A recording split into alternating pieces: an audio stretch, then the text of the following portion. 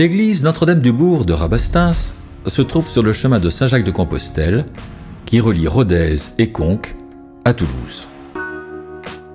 Au XIIe siècle, la riche abbaye bénédictine de Moissac fonde à Rabastens un prieuré dans le nouveau quartier du bourg, alors en pleine expansion. Vers 1230, la chapelle romane est reconstruite sous la forme d'une vaste église rectangulaire. Devenue paroissiale, elle est achevée, voûtée et peinte vers 1260. Au début du XIVe siècle, un chœur est construit. Pour cela, on coupe la rue et on démolit le pâté de maison qui se trouvait derrière l'église. Ce chœur est achevé en juin 1318. Il s'agit de la première grande réussite de l'architecture gothique méridionale en Albigeois.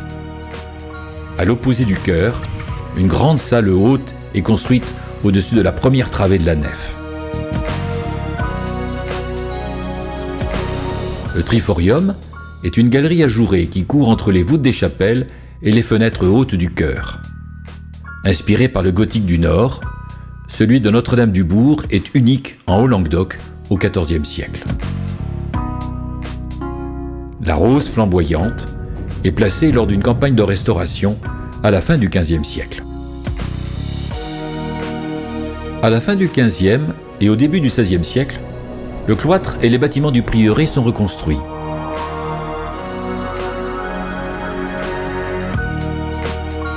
Puis la première tourelle est érigée à l'angle sud de la façade.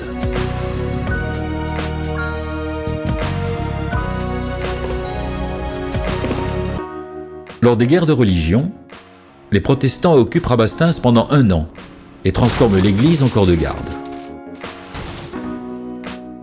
En 1562, au retour des catholiques, le prieur procède à la réconciliation de l'église et la fait badigeonner au blanc de chaux pour la purifier, faisant disparaître ainsi les peintures murales. Un massif abritant les cloches est édifié au-dessus de la salle haute au XVIIe siècle. Le décor peint, vers 1320, demeure caché sous le badigeon de chaux pendant 3 siècles. Ce n'est qu'en 1860 que ces peintures sont découvertes et restaurées. Les svastikas, ou croix gammées, que l'on observe sur les voûtes et les murs du chœur, sont un symbole d'énergie et de vitalité venu du monde indo-européen.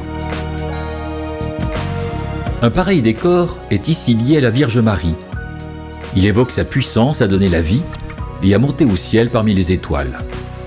Le montement de la Vierge était joué par les membres d'une confrérie lors de la fête de l'Assomption et durait 3 jours.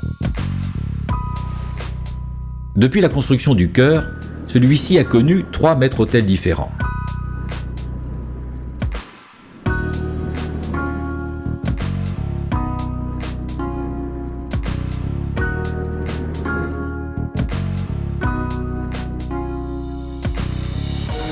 C'est après 1860 que la façade est harmonisée pour devenir telle que nous la voyons aujourd'hui.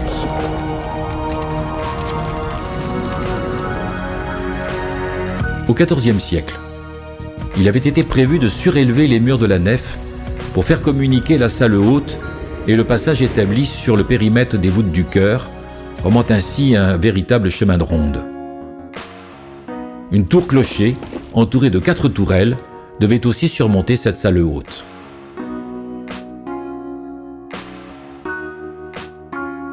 Notre-Dame-du-Bourg a été inscrite par l'UNESCO au patrimoine mondial en 1998 au titre des monuments remarquables sur les chemins de Saint-Jacques-de-Compostelle.